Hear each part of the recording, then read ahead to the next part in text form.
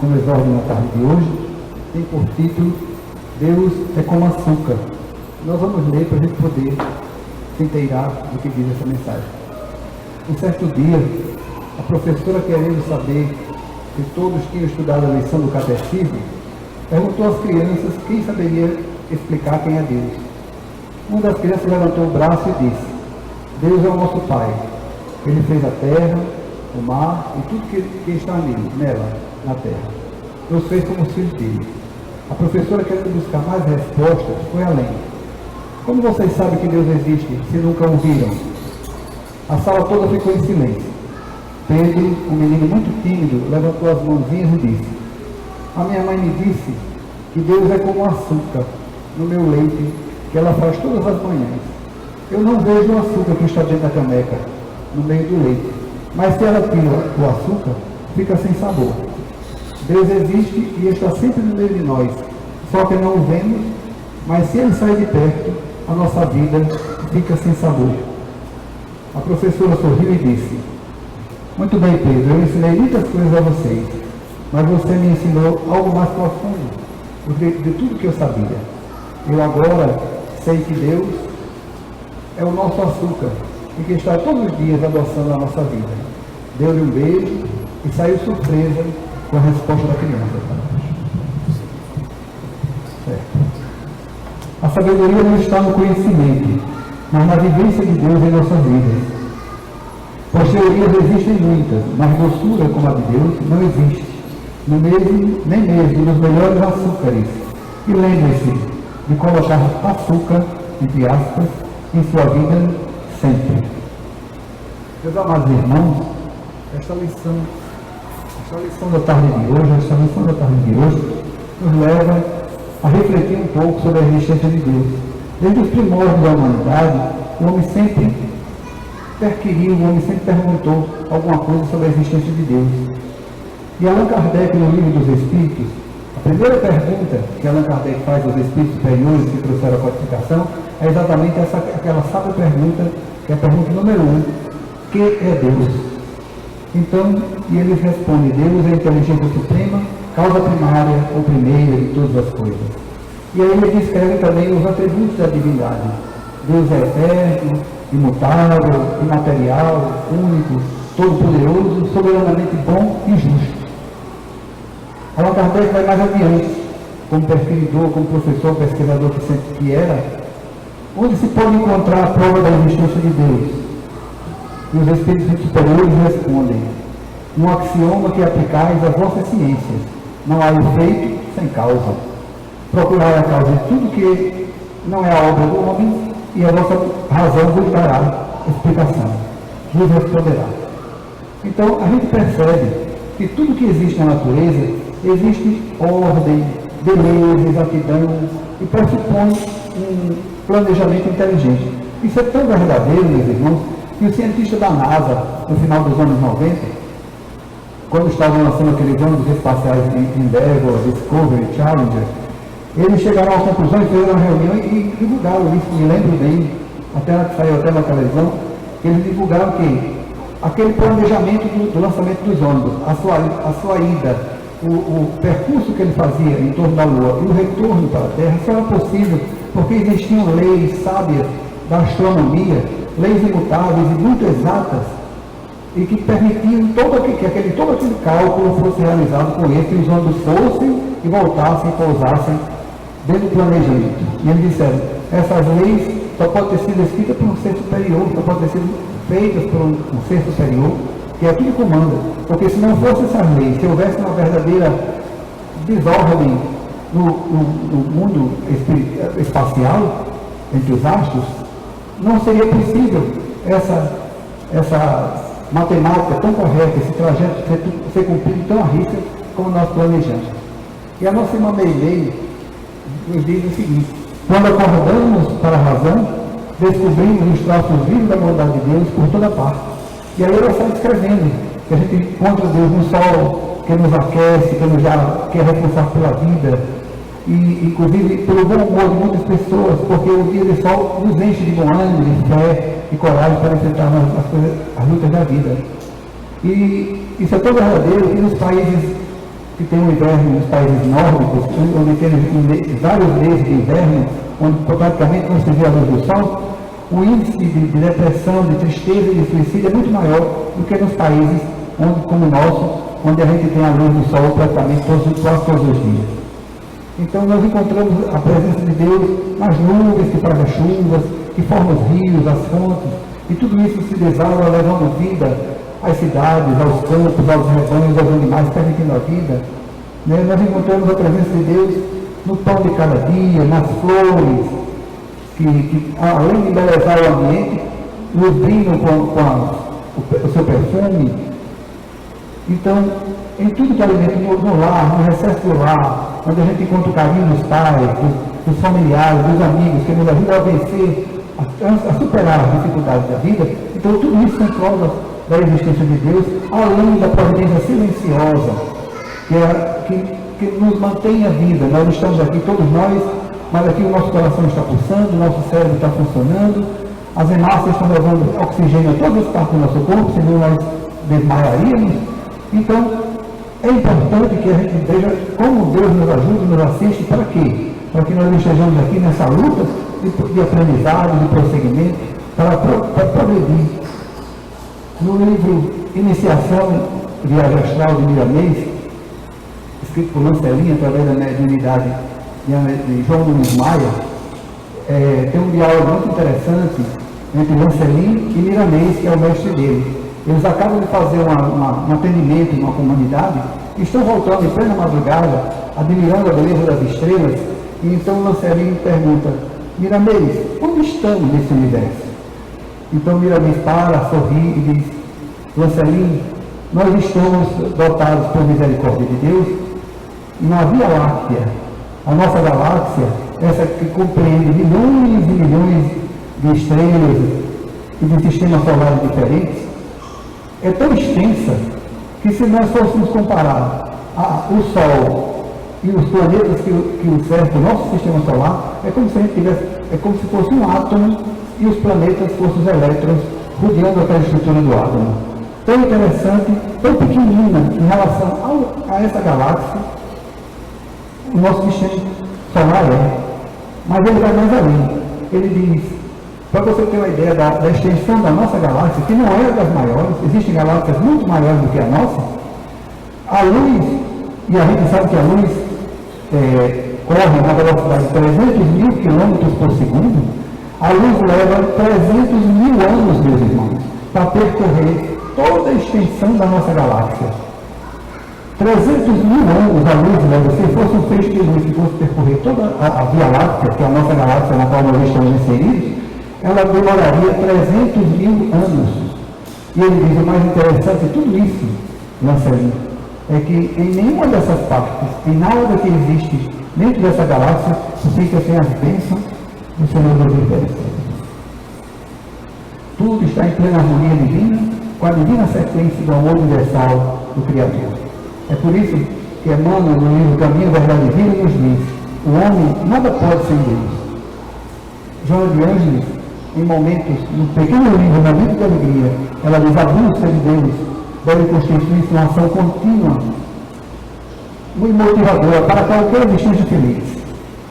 Aí, quanto mais a gente estuda a presença de Deus em tudo que existe, e a gente se sente pequenininho diante da sua grandeza, tudo isso é um motivo a mais para a gente procurar crescer, se melhorar. E nós que somos espíritos, que já temos as luzes do Consolador prometido, Joana de Ângeles vem em nosso socorro mais uma vez nos dizer: buscar a Deus já é uma forma de encontrá-lo. Então, recordando uma passagem do opúsculo, em que numa declaração de Eurípides Bazanov chamada Atitude de Amor, Eurípides nos chama a atenção que nós espíritas já temos as luzes do Consolador, repito, então nós temos uma responsabilidade maior, porque nós temos uma visão maior das coisas de Deus, e nós não podemos simplesmente não fazer o mal. Não fazer o mal não basta. Para nós espíritas, ele diz: atualmente, os espíritas cristãos têm a necessidade de fazer todo o bem que esteja ao seu alcance, todo o bem que lhes seja possível, porque sabedoria desse conhecimento, sabedoria da continuidade da vida após a vida material, nós temos que continuar trabalhando, aproveitar, meus irmãos, e nós temos o hábito de ler e rezar, de conhecer as coisas. Aí quando a gente transpõe os portais do centro espírita ou de qualquer denominação religiosa, a gente esquece aquilo que aprendeu aqui dentro e age como se nunca tivéssemos ouvido o ensinamento de Jesus. O ensinamento de Jesus tem que ser para nós. O espírita é um ser em renovação constante. É um ser que precisa estar atento a essas mudanças interiores e todos nós parecemos e temos consciência da necessidade de buscá-las. Então nós não podemos mais esquecer, porque senão o livro de Gustavo do Hospital da Esperança, e 2 aulas do Hospital da Esperança são destinadas aos espíritas, aos dirigentes espíritas que não souberam aproveitar as oportunidades e os conhecimentos aqui adquiridos. Então, voltando ao tema, a sabedoria daquela criança que encontrou o açúcar, que fez essa comparação do açúcar que adoça o seu leite diariamente com Deus. Então a gente vai ver que em muitos aspectos, se não em todos os aspectos da nossa vida, na alegria e na dor, o Pai sempre nos sustenta, nos ampara, nos protege, e é aquele açúcar que adoça a nossa vida e que nos dá força para prosseguir. Que Ele nos ilumine, nos ampare, nos proteja de sempre. Muita paz.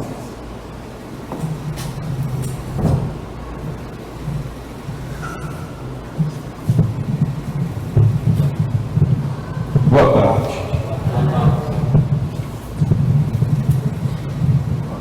Estejamos todos em paz, aproveitemos bem o nosso domingo.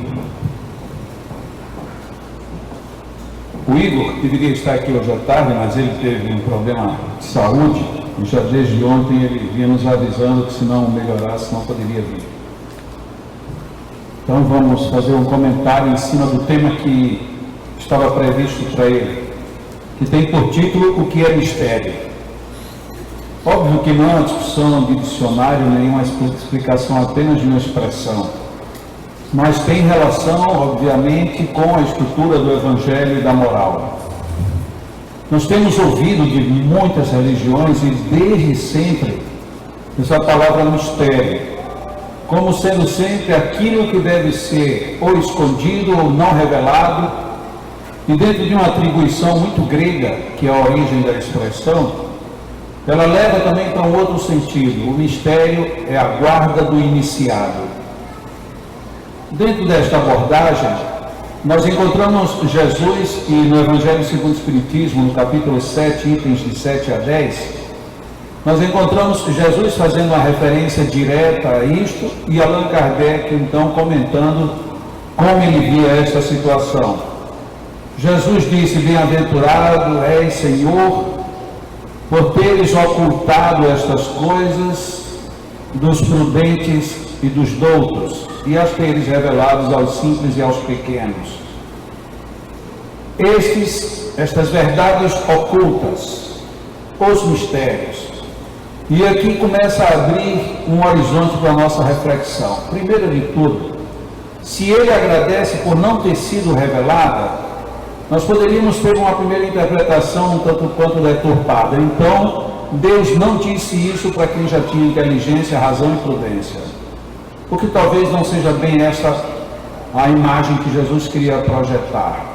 A segunda, por teres revelado aos, e aí colocou os simples e os pequenos. Então não era uma verdade fechada, era uma verdade aberta. E sendo uma verdade aberta, não era um mistério, mas é considerado como tal. Terceiro ponto, se era escondida para uns e revelada para outros, e apesar disso tudo estava aberta para todo mundo, é porque para se perceber a essência do mistério era necessário que se tivesse um princípio iniciático. Mas qual era a iniciação? A iniciação era uma formação, lógico que não, porque se fosse, os doutos e os prudentes seriam os primeiros a terem absorvido aqueles mistérios ocultos aos doutos e aos prudentes. Como eles não perceberam, então não era uma iniciação formal, nem muito menos uma iniciação dentro de um padrão que fosse ou estivesse estabelecido por todas as religiões conceituais então da época. Ter revelado aos simples e aos pequenos Mas os simples e os pequenos parece que tampouco entendiam. Porque num outro momento mesmo Jesus diz que isto é dito por parábolas, porque a eles não é dado entender o sentido profundo. Então aparentemente a gente entra no mistério de volta. Então nós temos um mistério que é colocado aberto, mesmo sendo aberto, ele está fechado para um grupo, está aberto para o outro grupo, mas esse outro grupo não tem percepção suficiente para invadir o mistério. Como então sair desse sistema de forças? Obviamente, nós deveríamos, primeiro, na estrutura filosófica, tentar entender por que Jesus louvava isto. Certamente porque havia algum conjunto de condições que indicavam que nós deveríamos trilhá-la ou conhecê-las para poder chegar no objetivo final. Que condições eram essas? Fica bem claro quando a gente figura quem são os doutos e os prudentes. São aquelas pessoas que têm orgulho por serem isto. Eu tenho este patamar, portanto, o que não estiver nesse nível não me interessa. Esta questão parece, à medida que nós vamos entrando na leitura do Evangelho, seja o Evangelho literal, seja no Evangelho numa estrutura mais religiosa, ético-moral, nós nos deparamos quase que invariavelmente que o orgulho é o grande divisor da percepção, do entendimento, da absorção. Não vamos tão longe. Olhemos para nós mesmos. Quando alguém nos diz uma verdade e essa verdade nos incomoda muito, avaliemos o porquê dela. Ela está batendo no nosso orgulho. Seja que tipo de verdade seja, e seja o tipo de reação que venhamos a ter negativa, ela bate no nosso orgulho. Por que você não muda a sua atitude? Porque eu não quero. Não é porque eu não quero, porque o meu orgulho ainda não me permite. Por que é que você não muda a sua visão sobre este ponto? Eu não mudo porque eu tenho dificuldade. Talvez você não tenha dificuldade, porque se você conhece que já tem a dificuldade, você poderia a partir daí modificá-la. Mas nós tampouco queremos. E por que não queremos? Porque dá trabalho. E dá trabalho, vai mexer no meu mundo íntimo, no meu orgulho. Portanto, isso já não me interessa mais. Por que é que a mensagem de Jesus batia de frente na realidade sociopolítica e cultural da sua época? Porque ele estava afrontando absolutamente a tudo e a todos. Se alguém te bate, vai lá e bate nele de volta.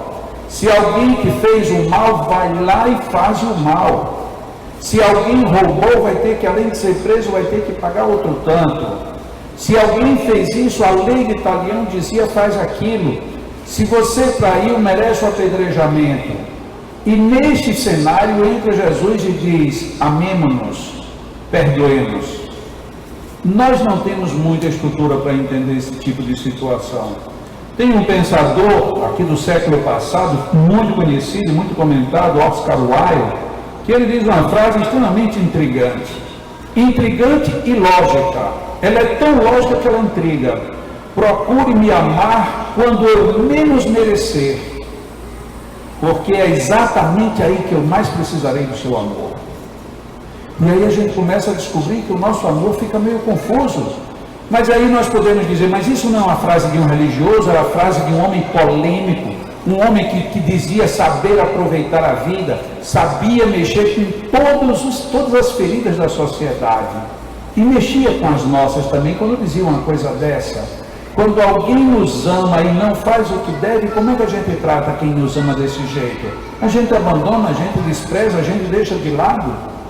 E a frase dele é provocante por isso. Esta é a hora que eu mais preciso do teu amor. E ela tem todo sentido, porque ela está dentro da grande lógica real da moral humana. Não são os que precisam, não são os que gozam de saúde que precisam de médico. Mas é exatamente na hora que eu estou perdido que eu preciso ser achado. É na hora que eu estou sem norte que eu preciso de bússola. É na hora que eu não tenho ninguém, até porque eu afastei todo mundo de mim, esta é a hora que eu estou reclamando, dizendo o que eu estou pedindo. Os grandes pensadores afirmam com total unanimidade. Todas as vezes que estamos agredindo ao outro, na realidade estamos dizendo o que nos incomoda e pedindo socorro. Mas a gente só toma a agressão alheia como uma mera agressão e revidamos sempre demonstrando que temos uma agressão maior dentro de nós. Onde está o mistério da vida? O mistério está desde o momento em que a gente começa. Quando nós pegamos uma criança recém-nascida, ela não sabe falar, não sabe andar, não sabe nada. A única coisa que ela sabe é chorar, porque até antigamente a criança assim que nascia levava uma palmada para aprender a chorar. A única coisa que a criança tem é gritar a plenos pulmões. Ela grita e ela nem sabe que ela está chorando ou que ela não está chorando, ela está dando um aviso. Ela não tem outro mecanismo. Num segundo momento ela vai aprender sílabas, vai aprender a se arrastar, vai cair, vai se machucar, vai talvez até processar que como é difícil andar. Mas ela se aventura, quando você pega nas duas mãos, ela tenta correr. Ela nem sabe andar ainda, mas ela já quer trocar os passos rapidamente. Na nossa vida, a nossa estrutura é exatamente assim. Eu quero ser médico, como? Abrindo uma pessoa, passando um bisturi, não tenho a menor condição. Eu quero ser advogado, então tá bom, vou lá para um tribunal e vou brigar com todo mundo, não vai funcionar. Eu quero ser um professor, porque quando eu chegar lá na sala, o aluno que não prestar atenção, eu jogo um giz na cabeça dele. Na noite seguinte você está demitido e dependendo de onde pegue o giz, você ainda vai preso. Então não é desse jeito que a gente faz. Tudo pede formação, e a formação pede um começo pede iniciação pede desvendar mistérios. Tudo é um mistério. Para eu que já sei andar, andar não é mistério, mas para quem não sabe andar, andar é um mistério. Eu sei andar de bicicleta. Uma pessoa que nunca subiu na bicicleta acha que sabe, sobe e cai, se não se segurar, cai. E depois ela vai dizer, mas como é que podem duas rodas equilibrar? Não é que as duas rodas não equilibrem, você ainda não desenvolveu o sentido do equilíbrio, mas você daqui a pouco você pode desenvolver o equilíbrio. Quem teve a oportunidade de assistir hoje de manhã, viu o que é o pessoal maluco descendo numa ladeira com degraus e tudo, e a gente ainda fica vibrando para o cara não cair, porque se ele cair, ele se quebra todo na sua bicicleta. Prova de que nós podemos crescer dentro do próprio processo. Mas será que aquelas pessoas que estavam descendo hoje a ladeira de Santos, será que elas ontem decidiram assim, eu não tenho o que fazer, eu nunca subi na bicicleta, eu vou lá descer aquela ladeira? Primeiro de tudo, ele não sobe na bicicleta. Segundo, ele não é nem aceito no campeonato. Terceiro, se ele subir, ele não desce o primeiro degrau, ele fica todo quebrado no chão. Mas como é que aquelas pessoas chegaram? Elas desvendaram o mistério. E estão desvendando o mistério. Como desvendando o mistério? Um descobre que um amortecimento na frente é melhor do que o amortecedor atrás, um descobre que descer na terceira marcha é melhor do que na quarta, já o outro para ele se adapta melhor à segunda, e aí cada um vai descobrindo os mistérios. Mas e o mistério do Evangelho qual é? Por que foi revelado para os simples? Onde é que estava o segredo disso tudo? O segredo primeiro era porque você não tendo orgulho, você pode levar adiante. Se você tem orgulho, você já começa a se apoderar. Hoje em dia a internet é quase que covardia para algumas pessoas. Por quê? Há 20 anos, 30 anos, ninguém tinha praticamente nada de vídeo, de palestras na internet. Então, uma beleza, você viajava, chegava numa outra cidade, assistia um palestrante dizer alguma coisa, você achava bacana. Quando você chegava no seu centro espírita, você repetia aquela palestra e se esquecia de dizer que alguém já tinha falado aquilo. E aí ficava parecendo que você era um gênio. Só que havia uma diferença, de repente você tinha uma palestra nível 9.8 e na outra semana você vinha para um nível 4.2 e ninguém sabia por que oscilava tanto. Porque a gente ficava pegando carona nos outros sem dizer nada. Não tem nenhum erro a gente pegar carona no aprendizado de qualquer outra pessoa, afinal de contas, quando vamos à escola, vamos descobrir os mistérios, que quem sabe desvendá-los são os professores e os livros. O que tem de mal eu aprender com um professor a fazer um cálculo? Eu hoje sei fazer esse cálculo. O que você aprendeu? Aprendi com um professor que ele me deu uma dica legal e nessa dica eu desenvolvi uma habilidade e hoje sei resolver. Ok, não vou precisar a vida inteira, toda vez que eu fizer um cálculo, eu vou ter que dizer que foi um professor A, B, eu sei que me ensinou. Mas muitas vezes nós temos o dever de dizer de onde vem a origem do bem. Da mesma maneira que quando falamos do Evangelho, a origem vem de Jesus. Mas e o mistério? Qual é o mistério? O mistério é exatamente tocar lá no fundo. Quando nós somos muito orgulhosos, ele toca, mas a gente encobre. Quantas vezes, e vou aqui falar principalmente para os homens, o público masculino, A gente assiste um filme ou ouve uma narrativa que é extremamente emocionante.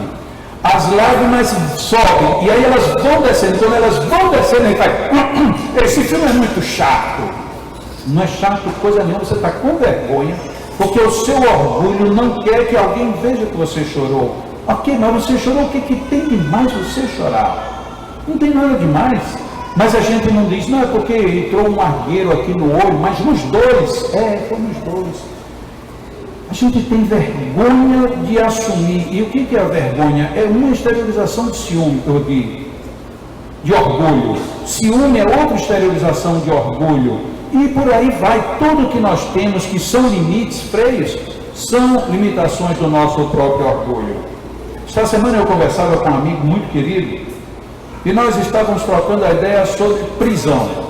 A gente começou a falar sobre prisão, sistema penitenciário. E num dado momento da conversa chegamos à seguinte conclusão: a pior prisão não é penitenciária, não é cadeia, não é degredo, não é algema. A pior prisão é aquela que você se submete. Por um momento a gente olha um para o outro e diz assim: filosoficamente isso está certo, mas se eu estou preso, eu mesmo estou me prendendo, eu mesmo posso me soltar. E é aí onde está o mistério. Nós estamos presos o tempo que queremos, ao que queremos e da forma que queremos. Mas eu não gosto dessa prisão. Saia dela. E onde é que está a chave dentro de você? Vamos começar aqui com uma bem difícil. A pessoa que fuma. Olha, eu queria um dia deixar de fumar. Não, você não queria. Não, mas eu queria. Não queria. Porque se você quiser, é só você parar. A mulher vai ao médico: doutor, eu soube que o senhor tem uma receita infalível de emagrecimento. Ele disse: tenho, sim, senhora. O senhor poderia me dar a receita? Eu disse: posso, sim. E a senhora não precisa nem tomar remédio. É só balança a cabeça para um lado, balança a cabeça para o outro. Mas quantas vezes por dia, doutor? Todas as vezes que lhe oferecerem comida.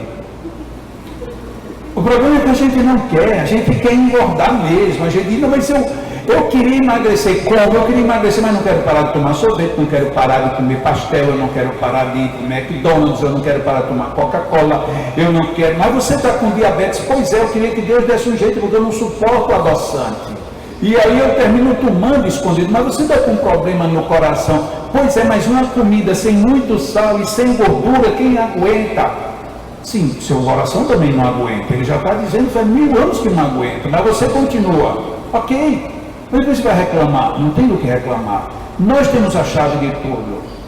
Eu tenho raiva. Você tem raiva? É sua. Então fique com ela. Não, eu fui atacado por uma raiva. Você se defendeu dela? Não, me agarrei com ela. E aí depois, levei ela comigo. Então você está fazendo um péssimo negócio. Quantas pessoas chegam e dizem assim: meu Deus do céu, eu peguei uma gripe. E eu digo sempre em tom de brincadeira: mas tem tanta coisa melhor na vida para a gente pegar. Tu foi pegar logo uma gripe.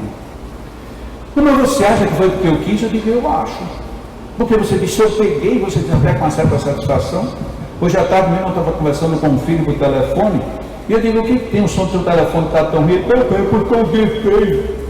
Eu disse: por que você gripou? Porque está muita neve aí. A neve está grande, meu sapato, que cobre o sapato, sei lá como é que dá o nome. Ele rasgou, e aí, em vez de eu parar para trocar, não troquei, entrou gelo, transformou água, e eu não tive mais tempo, passei o dia todinho com o pé congelando. Eu digo: não perdeu os dedos, mas quase. Eu digo: ainda bem, só deu uma gripe, porque da próxima pode ser que perca os dedos. Lógico, mas quem é que tem a chave disso? Eu tenho uma chave, da minha vida eu tenho a minha chave. Cada um tem a chave, mas a gente não quer. Eu não perdoo, eu vou. Esse é o mistério. É o mistério com orgulho. Por isso que Jesus coloca: bem-aventurados que entregastes tudo isso aos simples. Porque ele diz assim: realmente isso aqui pegou bem no meu orgulho, mas não tem futuro, eu vou deixar isso de lado. E deixa. Visitei uma amiga essa semana que está num processo de enfermidade muito grave. Ela tem câncer bem generalizado, uma coisa extremamente violenta. E eu fui visitá-la pela primeira vez. E a conversa com ela foi uma das conversas mais bonitas que eu tive nesses últimos anos. Ela disse assim: Jacó, como eu tenho aprendido, você não imagina o quanto eu tenho agradecido a Deus pelas lições que eu estou aprendendo. Eu fiquei meio que calado, porque passar por tudo que ela está passando, já tentou todo tipo de químio, uma cirurgia que ela teve que fazer de repente, ela disse, olha, graças a Deus, eu tinha 2 casas, eu consegui vender as 2 casas para fazer a cirurgia. Tem gente que ficaria, meu Deus, eu vendi minhas 2 casas para fazer uma cirurgia. Ela não, ela disse que graças a Deus eu vendi as 2 casas. E pude fazer a cirurgia. E arranquei 82% do meu fígado. Era para tirar no máximo 75%, mas o médico disse que tem que arrancar mais e mais, para arrancando. Não sobrou praticamente nada, mas o fígado se regenerou. Mas aí depois que a química perdeu o efeito, eu tive que tomar uma outra injeçãozinha que custa R$25 mil. Aí eu só tomei uma, mas aí a reação foi tão ruim que não valeria a pena tomar a outra. Aí uma médica me disse, vamos agora ficar só no paliativo. Eu disse, graças a Deus que existe paliativo na vida. Olha que coisa. Para ela, médica, saber que a outra está dizendo que agora vamos só para o paliativo, a outra disse para ela, agora você vai morrer, agora não tem mais jeito. Ela disse, mas que bom, eu tenho paliativo, doutora. E a doutora se espanta quando ela diz para a médica, a senhora me indicaria que eu já fizesse as minhas observações, porque eu quero fazer um acordo com a senhora. Eu só quero vir para o hospital, assim quando faltar mesmo uns 2 dias, eu já tiver que entrar em coma, que aí eu venho para o hospital, eu já entro em coma e daqui mesmo eu vou embora. Porque eu não quero ficar lúcida no hospital. E ela disse, por quê? Ele disse, porque eu em casa eu aprendo mais. Em casa eu tenho livro, tenho fita, as pessoas me visitam. E aqui no UTI eu não tenho essa liberdade. Parecia que você estava conversando sobre uma terceira pessoa. E ela estava falando dela. E ela, por ironia, usou a expressão, sabe, Jacó, eu estou descobrindo os mistérios da vida. Sempre estiveram à minha disposição, mas eu não tinha tempo. E agora eu tenho tempo de descobri-los. E eu sou tão agradecido a Deus por isso. A gente sai dali meio que descrente, não do outro, mas da gente mesmo. Porque às vezes a gente tem uma gripe e acha que o mundo está se acabando. E ela está ali com o corpo totalmente tomado de câncer, e o melhor, você olha para ela, você não diz. Por quê? Porque ela está em paz consigo. Ela não tem nenhuma aparência de que está no estágio em que está. E se brinca muito, ela vai dar risada de muito prognóstico ainda. Porque o que ela vem vencendo uma em cima da outra, e os médicos quando dizem não tem mais jeito, aparece um novo jeito, porque ela mesma propicia o jeito. Da terceira vez que disseram que iam só com paliativo para ela, ela se convenceu de que ia ser só paliativo. E ela está fazendo um tratamento magnético com um companheiro que até esteve aqui conosco já várias vezes, quase toda semana ele passa aqui. E ele está indo na casa dela todo dia. E aí ele insiste que, olha, nós vamos em frente. Não, ela disse, não, eu sei, se você ficar vindo, a gente vai mesmo. E os médicos já disseram para ela, bom, eu não sei como é que você já chegou aqui e chegou como você está. Como eu estou, como é que você está? Você não tem quase nada dentro do quadro que você tem. Tem pessoas que têm o que você tem muito menos e já se entregaram há muito tempo, e você está aí, ó. Pois vamos na vida, vamos na luta. E olhe lá se ela não der uma volta por cima em muitos outros aspectos. Porque ela está descobrindo os mistérios da vida. Só que o difícil para a gente, quando começa a usar a razão, e uma razão limpa, é porque às vezes precisamos chegar tão longe no sofrimento para entender que a gente poderia ter entendido tudo sem sofrer tanto. Quantas vezes a gente precisa sofrer, e aí a gente diz que Deus está atrapalhando a nossa vida, mas é porque parece que não resta nenhuma outra opção que não seja a opção do sofrimento. Porque o grande momento, para fechar até a história dessa minha amiga, o grande momento dela no estado atual foi exatamente o momento em que ela se encontrou livre e feliz. Bem no centro do foco daquilo que qualquer outra pessoa destacaria dor e sofrimento, ela diz, eu agora me sinto livre e feliz. E aí parece que as células cancerígenas ficam com raiva e se inibem, porque elas são orgulhosas também. Elas ficam presas no próprio orgulho. E nós podemos vencer o nosso orgulho, sairmos dessas dificuldades todas. Mas nós não queremos chegar nos mistérios. E aí Jesus, quando nos coloca de que bem-aventurados é Deus por Ele ter colocado tudo isso, para que nós tivéssemos essas informações no futuro, Ele tinha uma sabedoria muito maior do que nós imaginamos. Tem um outro pensador que ele diz essas frases que parece que não fazem muito sentido quando ditas assim ao vento. Os grandes momentos, as situações, não é nem os momentos, as situações mais preciosas da vida, elas duram muito pouco. E ele tem razão. Uma agressão que nos faça, a duração da agressão normalmente é muito curta, mas ela se perpetua porque a gente a retém. Alguém nos dá um grande prazer, uma grande alegria, a gente vai ao paraíso, mas daqui a pouco a gente volta a pisar no chão, como quem diz, esse mundo não me pertence, e voltamos para o mundo da decepção, da dor, do constrangimento. A gente não sabe reter a coisa boa, a gente retém indevidamente a coisa desagradável. Por isso que ele diz que os preciosos, que são os bons momentos, são muito pouco aproveitados, são muito mal aproveitados, e por isso duram tão pouco. Mas alguém pode dizer, não existe nada mais precioso do que um diamante cravejado num belo anel. Aí você pode dizer, é mentira. E quer ver que é mentira? Vão aonde forem, olhem quantas pessoas têm um anel com um grande diamante cravejado nele. A gente não vê. Por quê? Porque eles não existem no mundo real. Eles existem para você viver com eles escondidos. As grandes joias da humanidade, por incrível que pareça, são as lantejoulas. São essas coisas que nós compramos em qualquer preço, em qualquer esquina, em qualquer feira que a gente vai, em qualquer lugar do mundo. Por que se diz isso? Porque isso se usa. E aí a gente mete um adorno no braço e a gente fica todo feliz porque está todo adornado. Ah, mas eu tenho uma pulseira lá em casa. Onde é que está a sua pulseira? Está debaixo de 7 chaves. Deus me livre de sair com ela porque me roubam. Já me roubaram e você não sabe. Você mesmo está se roubando o tempo inteiro.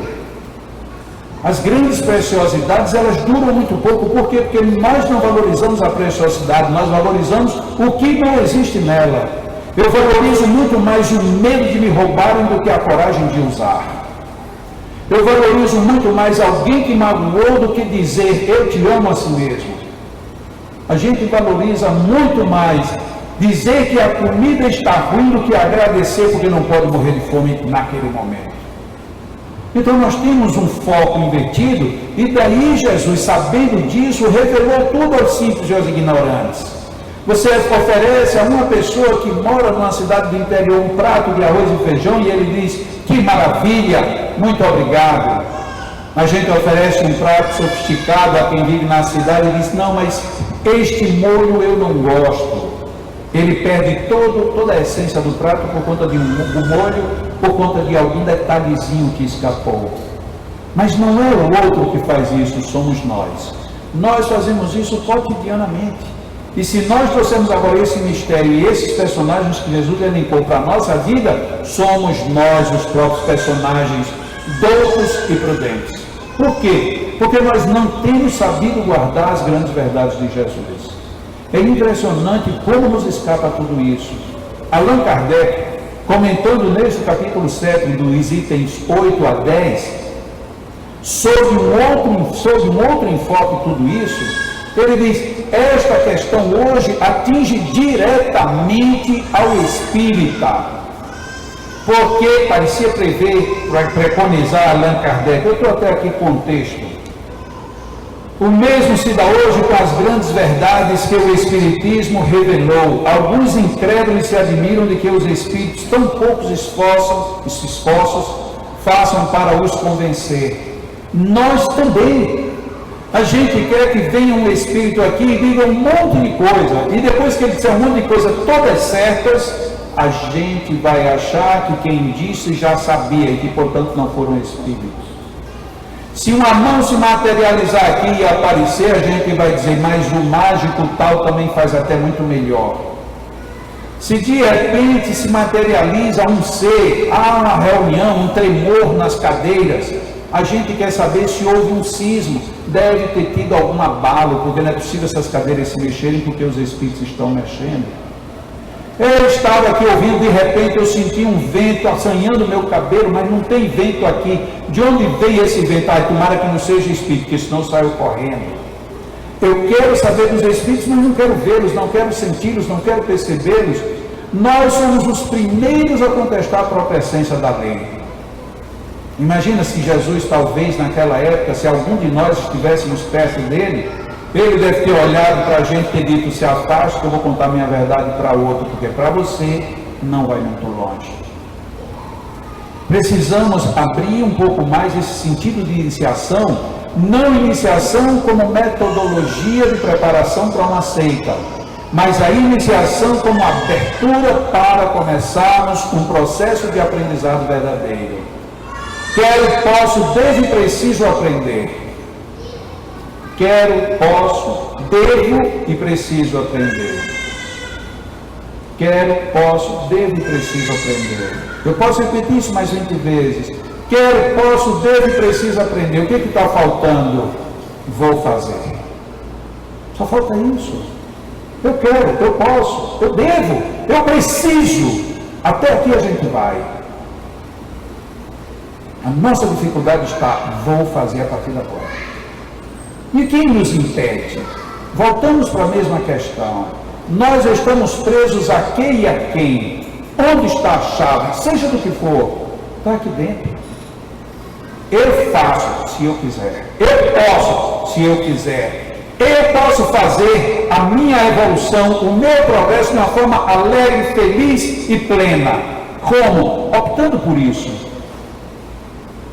Ah, mas na minha vida só tem desgraça. Por quê? Porque, por incrível que pareça, você está optando por isso. De forma consciente ou inconsciente. Nós usamos um foco muito distorcido quando nós queremos alguma coisa positiva. É de admirar como algumas pessoas, quando querem fazer o mal, como elas têm a capacidade de focar, centrar, atingir e depois comemorar. É estranho como nós não temos essa mesma capacidade para fazer o bem. E não estou falando nem para o bem do próximo, para o bem da minha própria vida. Como é que eu faço para eu viver melhor? Tenho que tomar decisões. Mas eu gostaria que primeiro me dissessem se vai dar certo ou se vai dar errado. Mas a resposta já existe. Vai dar certo, se você acreditar nisso. E vai dar errado, se você não acreditar. Simples. Ah, mas tem gente que viveu a vida toda querendo chegar num ponto e só no fim da vida que chegou. Só no fim da vida não. A pessoa chegou onde queria. E você não chega de jeito nenhum. Porque você não se dispõe a isso. Ah, mas quer dizer que eu teria que passar a vida inteira? Não sei. Pode até ser que para você com uma semana já fosse suficiente. Mas quem vai saber é você. Então eu posso, eu quero, eu devo e eu preciso. Mas a decisão é minha. Esse é o mistério. Mas eu não sei fazer isto. Iniciação, abertura do pano do mistério. Comece. Mas começar como? Do começo. Semana passada uma pessoa aqui no Leão me perguntou, Jacó, eu estava querendo estudar Espiritismo, eu começo por onde? Bom, com essa sua pergunta a resposta é clássica, o Livro dos Espíritos.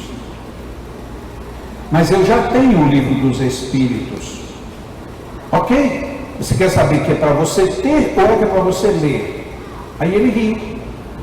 Eu disse, porque você ainda não leu. Não, mas eu já tenho. Eu digo, ok, então você não precisa nem comprar outro. Vai nesse. Mas eu já estive olhando a leitura dele. Bom, você está me perguntando se você quer começar pelo começo. Ok, você quer começar pelo começo, é por esse. Não, mas eu queria começar assim com uma coisa mais leve, bem mais leve mesmo, assista qualquer filme. Como assim qualquer filme? Porque todo filme, mesmo aqueles de terror, no final tem uma coisinha boa. Fique só com um finalzinho e você vai ficar bem. Mas isso não é espiritismo, mas pelo menos é leve. Porque se você quer entrar no espiritismo, o espiritismo é uma iniciação pesada, sim. Lógico. Algumas pessoas às vezes falam comigo assim com muita intimidade, muito carinho. Jacó, você pegou pesado na palestra. Eu nunca acho que eu pego pesado. Agora, a doutrina espírita, ela chama que a gente parta para a liberdade. E a liberdade, ela começa na hora que você pensa. Se você não pensa, você não tem liberdade nunca. Vamos pensar, o que Jesus quis dizer com isso? Que agradeço, Pai, por teres revelado isso só aos simples, e não aos doutos e aos prudentes. Aí cai a carapuça. E por que eu leio e não entendo? Porque você ainda é douto e prudente. Mas eu não me sinto, não se sente, mas é. Mas como é que eu vou fazer? Comece pelo começo. Mas é muito difícil. Ali no fundo tem uma criança que não sabe andar. Tem 8 meses. Vai ali e pergunta a ela se é fácil andar. É a coisa mais difícil do mundo. Ela nem responder sabe responder, porque ela não sabe falar tão pouco. Mas daqui a um ano a gente chega para ela e pergunta se é difícil andar. É difícil a mãe sair correndo para segurar. Porque ela andar vai ser a coisa mais fácil do mundo. E é difícil fazer com que ela fique calada. Porque ela vai querer estar falando tudo. O que é fácil, o que é difícil? É fácil se você se dispõe a fazer. E um ser que nasce é o maior exemplo que nós temos de vencer os mistérios. Nós reencarnamos sem saber absolutamente nada. Por que é que devemos ficar presos apenas ao que nós aprendemos até hoje? O Evangelho continua nos trazendo lições, apesar de já estar registrado há 2000 anos. Eu, a cada vez que venho, me preparo para fazer uma palestra, seja aquele que quer lugar que vá, quando eu abro o Evangelho e começo a ler o texto, a primeira sensação que eu tenho, disse então Jesus estas palavras: graças te rendo, meu Pai, Senhor do céu e da terra, por haver ocultado. Isso aqui eu já li umas 500 vezes, mas peraí. Eu não tinha prestado atenção a isso. Então você está dizendo que revelou para os doutos e os prudentes, e eu ainda não entendi. Ele revelou para os simples, e eu ainda não entendi até hoje. Nossa, eu continuo ainda orgulhosamente me sentindo douto e prudente. E aí começa você a fazer uma nova leitura do mesmo texto que você já leu não sei quantas vezes. E antes a gente dizia, pior é que um dia ainda vou ter que ler de novo. A gente já faz com raiva. Até que a gente vai, até que um dia a gente olha assim, meu Deus, que bom que eu já leio e já consigo entender alguma coisa. Deus me deu a oportunidade de eu ler muitas outras vezes e tirar muitas outras interpretações. Os mistérios de hoje começaram com os comentários do meu amigo Jorge. Jorge chegou aqui cheio de papel, querendo saber quanto tempo ia falar, quanto tempo não ia falar, que estava nervoso, estava isso. Aí ele vai e falou de Deus de uma forma tão doce. Deus é o açúcar nas nossas vidas. Mas às vezes a gente acha que Deus é o fel.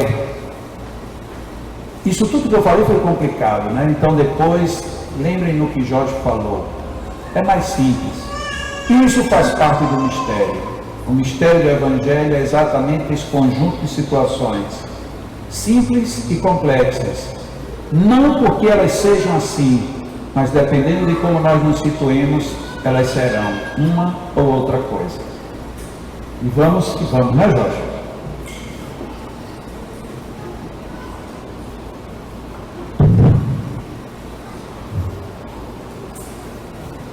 Jorge é um companheirão de muito tempo de espiritismo. A gente passou alguns anos se vendo muito pouco por conta dos caminhos que as vidas tomam. Mas aí a lei diz assim: os que são afins, uma hora se aproximam de novo. Então Jorge sempre foi aquela pessoa que teve muito boa relação, não só comigo, eu acho que todo mundo que eu conheço, que conhece Jorge, sempre fala muito bem de Jorge. Mas apesar disso, a gente não se via. Natal, uma cidade que parece estar ficando grande demais, ou eu estou viajando demais, e a gente se vê pouco. Aí Jorge volta e ele um dia que humildemente diz assim: Jacó, eu poderia um dia colaborar. E eu também fazer o cara de douto e prudente, eu disse: vou pensar no seu caso. Mas é muito bom a gente saber que tem pessoas que perseveram, que vão firme. E eu gostava de Jorge de graça. Até que um dia aqui já no Leão, A esposa de Jorge vem e faz uma grande revelação. Ela é minha prima. Abençoe. Prima cearense, coisa boa. Aí eu digo assim, fica melhor ainda. Fica melhor de dar bem com o Jorge, né? Senão a prima pode ficar aborrecida. Tem perigo não? Então tá bom. O que eu vou cantar? Não sei. Vou cantar essa daqui para uma senhora que está lá no fundo, na última fila. Às vezes, olho a minha volta, procurando luz, só vejo escuridão. Às vezes, meio constrangido, busco um amigo e encontro solidão. Às vezes, meu olhar tão triste diz que não existe motivo para alegria. Mas quando isto acontece, faço uma prece ao Filho de Maria.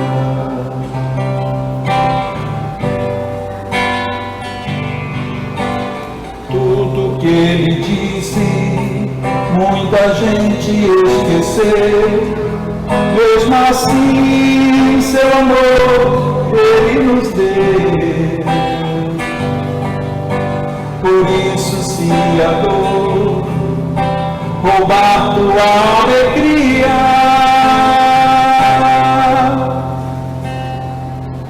entrega tua vida ao Filho de Maria.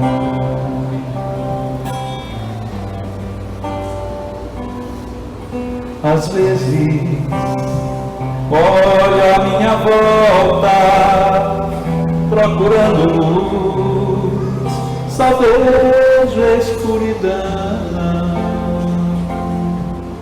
Às vezes, meio constrangido, busco um amigo e encontro solidão.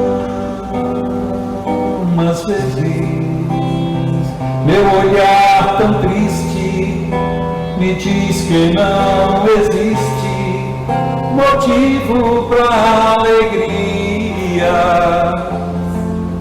Mas quando isto acontece, eu faço uma prece.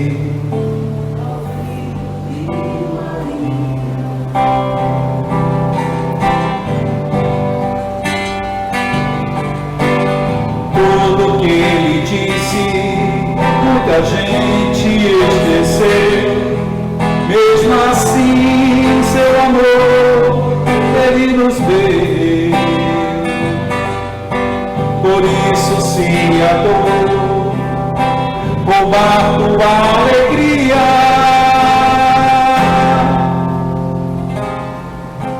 entrega tua vida ao Filho de Maria. Entrega tua vida ao Filho de Maria. Entrega tua vida ao Filho de Maria.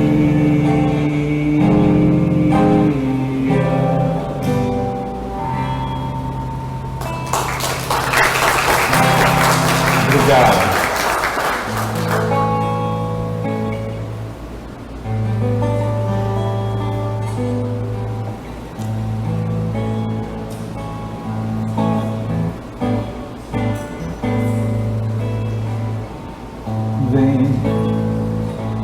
Pense em Deus, ore com fé,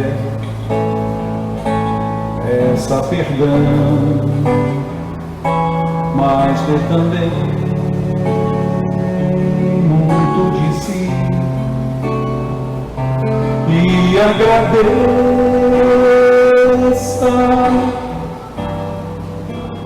por tudo, enfim,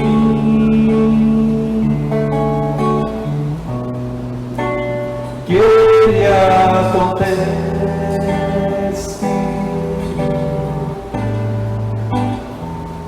É pro seu bem.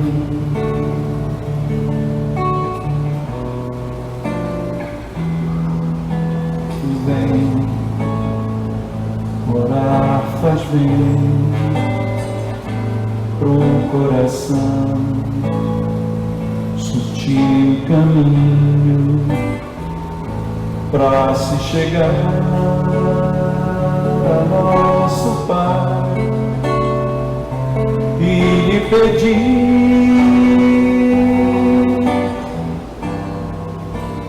tudo de bom.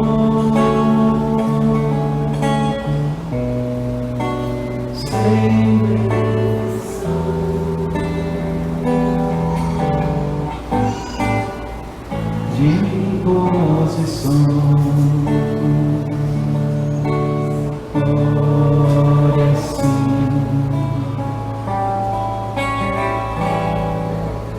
Pai meu amigo, conto contigo, com tua paz.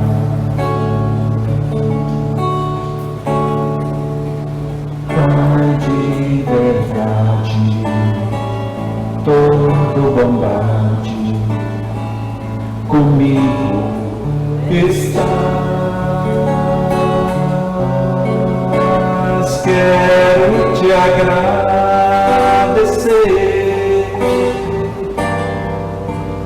por tanta vida em mim,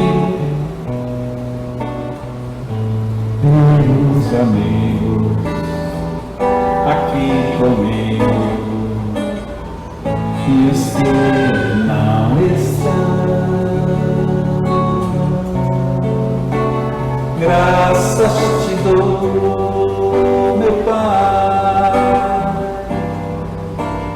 por tanta luz, enfim, sempre contigo. És o contrito com o coração.